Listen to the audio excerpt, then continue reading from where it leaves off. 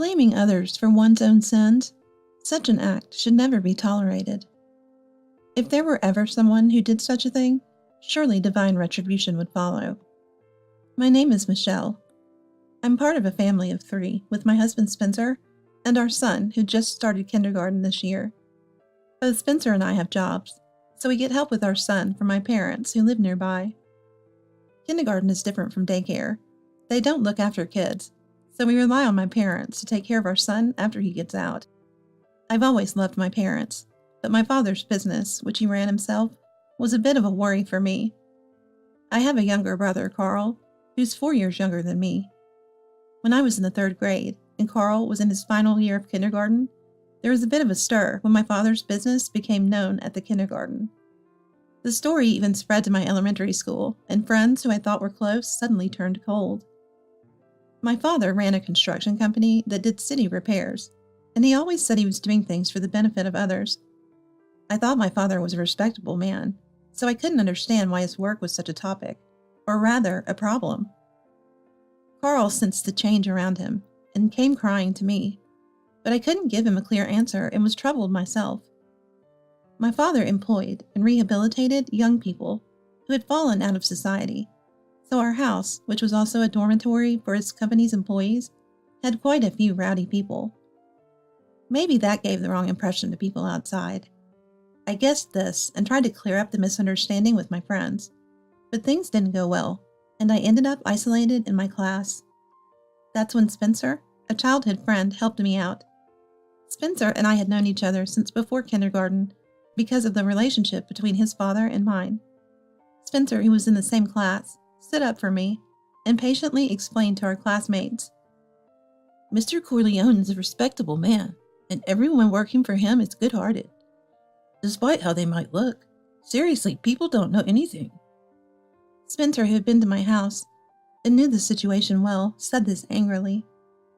I trusted Spencer a lot and thought of him as a very important friend. Carl looked up to Spencer like a brother. I wanted to keep my relationship with Spencer close, and indeed, our interaction continued until we graduated from college. Spencer studied business administration in college and got a job at a consulting firm that supports company management. Seeing my father helping young people by giving them jobs, I became interested in doing the same and got a job at a recruitment agency. After graduation, we were busy getting used to our jobs and gaining work experience, and we only talked over the phone or through messages at the change of seasons. But 3 years later, Spencer's consulting firm started supporting my father's company, and Spencer became the person in charge. "Long time, Michelle. Maybe there's some kind of fate, being able to support Mr. Corleone's company." "You've become quite the accomplished consultant, Spencer." Spencer blushed and said he still had a long way to go, but the 3 years we hadn't seen each other felt like nothing, and we were just like old times. Carl, too, blushed and was happy to see Spencer again after a long time. "Good to see you again," he said, smiling shyly. Of course, Spencer had other clients and was busy every day, and I was promoted to head a new division at the recruitment agency, doubling my workload. But we wanted to make up for time we couldn't see each other, and started spending time together whenever we could. Is this a date? We're not really dating, just best friends, I thought to myself calmly. Then one day, at a theme park we'd always wanted to go to, in a spot with a great view of the park's iconic castle, Spencer said, "We've known each other for a long time, Michelle, but I want to be with you forever and ever. Will you consider marrying me?" Surprised by his sudden proposal without even officially dating, I saw Spencer scratching his head. "I can't imagine being with anyone but you in the future, Spencer. Let's keep this up." And so we went from childhood friends to husband and wife. Our fathers, who were friends, knew us well, and when we announced our engagement, they were overjoyed. Carl was thrilled too, saying, "You're really becoming my big brother?" Our marriage was blessed by everyone around us. We continued working after getting married, leading fulfilling lives both personally and professionally. It took a while due to our busy schedules, but 3 years after marriage, I received a gift from the Cabbage Patch. My parents, in-laws, and Carl were thrilled, all shouting, "Yay!" together, making me chuckle. I I gave birth to our son and became a rookie mom. Spencer, now a rookie dad, and I struggled together with parenting. Even with the support from my parents and in-laws, watching our child grow up every day was nothing but happiness. When my son started kindergarten, my world as a mother expanded. I began interacting with other moms whose kids attended the same kindergarten. These mom friends became a natural part of my life, and interacting with various moms was stimulating and enjoyable. However, in every group, there's always someone who's a bit different, and in my circle of moms, there was one who stood out. She was someone you need extra effort to get along with, the kind of person you label as troublesome. Her name was Natalie, a 22-year-old mother with a son the same age as mine, meaning she had him at 18. I don't distance myself from her for being a young mother, but for other reasons. Natalie, despite being a young mother, seemed to idolize or even claim to be a troubled youth. She dressed flamboyantly, with pink hair and excessive jewelry on her neck, wrists, and fingers. Her language was far from what you'd expect from an adult, more like a high school girl, and not in a good way. Her speech mixed crude expressions with a forced cuteness, which was tiring to listen to. "Hey, you know the cafe near the station?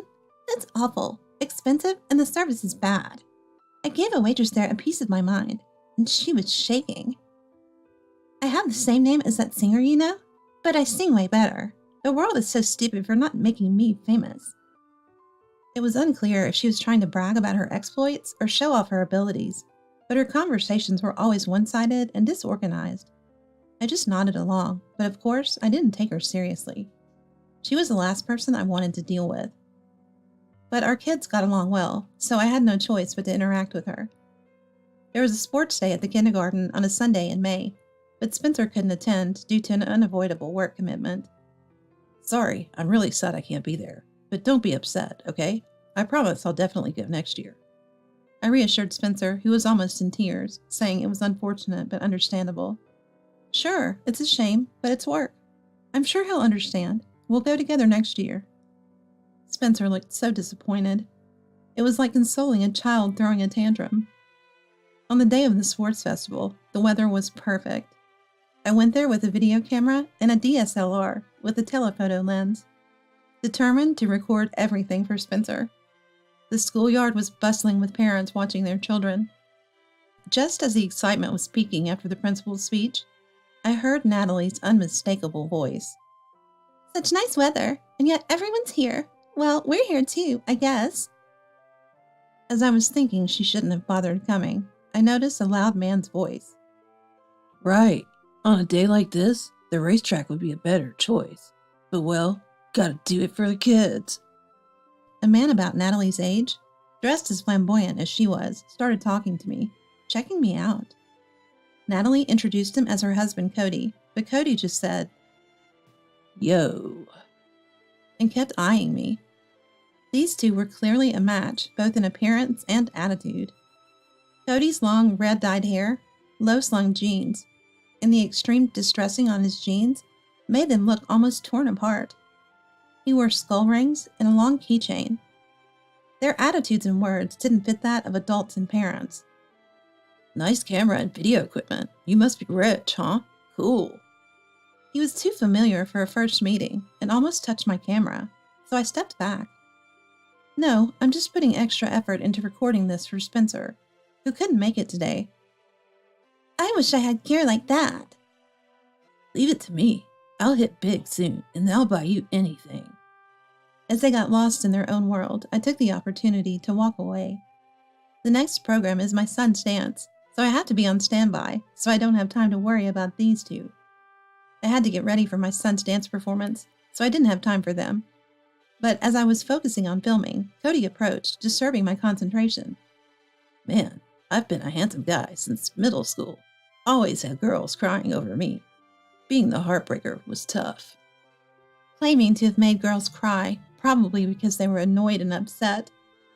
"I ended up marrying Natalie because we had a kid, but imagine all the world's women missing out on me. What a tragedy." That sounded more like a deluded comedy. "And you're a pretty attractive woman," he said, ogling me in a way that sent shivers down my spine. Because of him, My focus on filming was disrupted, and I missed crucial moments. Just when I was getting frustrated, Cody noticed Natalie approaching and quickly left me alone. I wish he had disappeared sooner, but it was too late. The dance was over. Sorry, Spencer. I'll make it up during the next race. I was determined to capture the race perfectly, but again, Cody approached me at the worst moment. Looking up to the heavens in frustration, he continued. I was known as a lady killer, but also feared by men. Can't count how many guys I've beaten up. They used to call me Lucifer. Lucifer? What, like a fallen angel? Let's date in secret, behind Natalie's back. Are you kidding me? Who would date someone like you? Just go away and stop interfering with my filming. I was at a loss, not knowing how to react or express my anger when Natalie appeared. What are you doing? Hitting on Michelle, you pervert?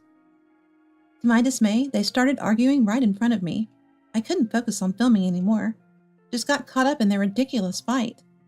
Meanwhile, my son crossed the finish line first, but I couldn't capture his victorious moment on camera. Sorry, Spencer. I was dumbfounded by this unbelievable outcome.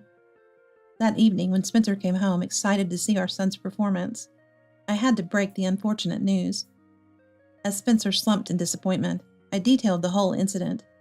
He was shocked at such unreasonable behavior and comforted me, saying I did well under the circumstances. It's best to avoid that weird couple. It's unfortunate for the kids, but we need to keep our distance. Spencer's words gave me strength. Facing those two alone made me question my sanity. They were that intense. About a half a month later, while out with my family, we unexpectedly ran into Natalie and Cody. Spotting us, Natalie called out, "Hey girls, are you guys out too? Oh, perfect. How about we all have dinner together?" Reluctantly, we agreed to her forceful invitation and went to a nearby family restaurant. Spencer asked in a whisper if these two are the same old weirdo couple. I regretted it so much that I should have simply refused. But when I saw how happy our two children were to have dinner together, I couldn't bring myself to say goodbye. As soon as they entered the family restaurant, the two of them started ordering, but they only ordered the most expensive items on the menu. Since it's a family restaurant, the prices aren't that high, but I mainly order good items. That is, items that are expensive. They devoured their food like starved children, even though their manners were far better. After eating a bit, they started their usual baseless boasting. It began with Spencer mentioning his interest in cars.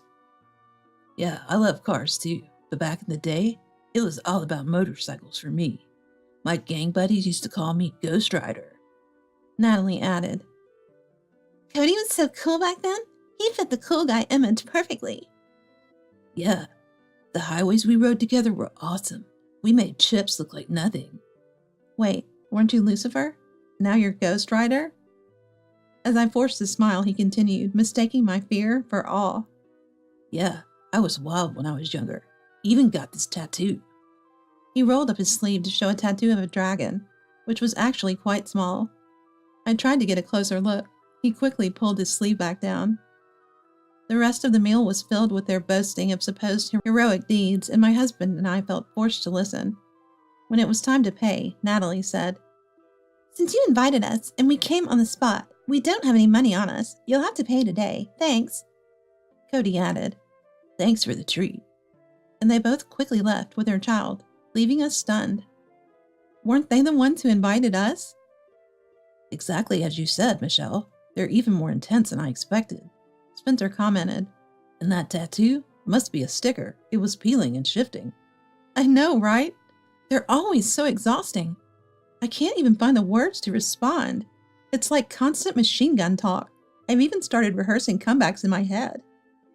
Our son enjoyed the meal, but we hardly felt like we ate, and ended up making noodles at home for a late-night snack. We agreed to avoid those two as much as possible, but fate would have us cross paths with them again. One day, we were on our way to my parents' house when we heard a loud crash. Looking up, we saw a car had rear-ended another.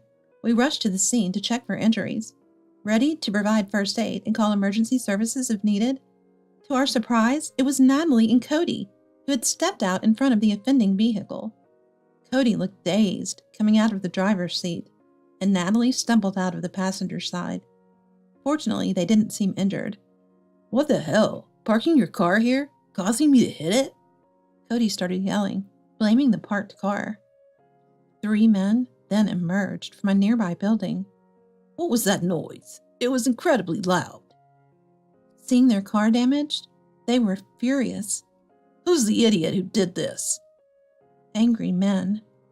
Their demeanor was clearly not that of ordinary people, hinting at something more sinister. Is this some kind of sabotage against our organization?